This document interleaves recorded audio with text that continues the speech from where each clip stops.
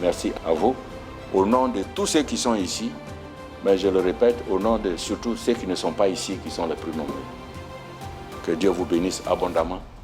Que ce Ramadan soit l'occasion pour nous tous de nous rapprocher davantage de Dieu.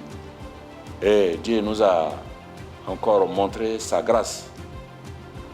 Le carême chrétien a démarré le même jour que le jeûne du Ramadan.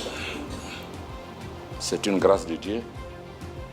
Et nous considérons ça comme une invitation de la part de Dieu pour nous montrer notre unité spirituelle. Profitons-en pour consolider nos liens de fraternité, consolider notre cohésion et que la Côte d'Ivoire, notre pays, soit béni par Dieu et que tous les habitants de ce pays soient bénis par Dieu.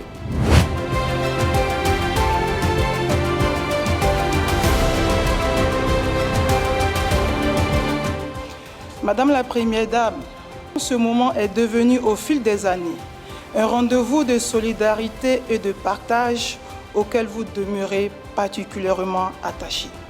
Cet esprit de solidarité que vous incarnez avec constance à travers les actions que vous menez en faveur des populations les plus vulnérables de notre pays.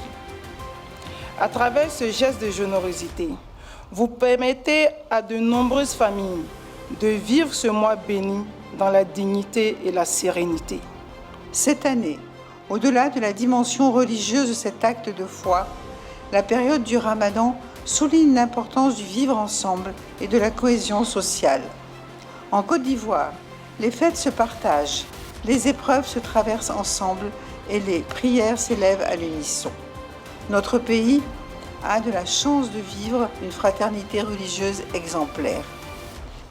C'est dans ce contexte que nous offrons aujourd'hui des dons d'une valeur de 130 millions de francs CFA. Ces dons en vivres et en produits essentiels seront réceptionnés par les guides religieux, les mosquées du district d'Abidjan et de l'intérieur du pays, ainsi qu'une soixantaine d'ONG et d'associations musulmanes.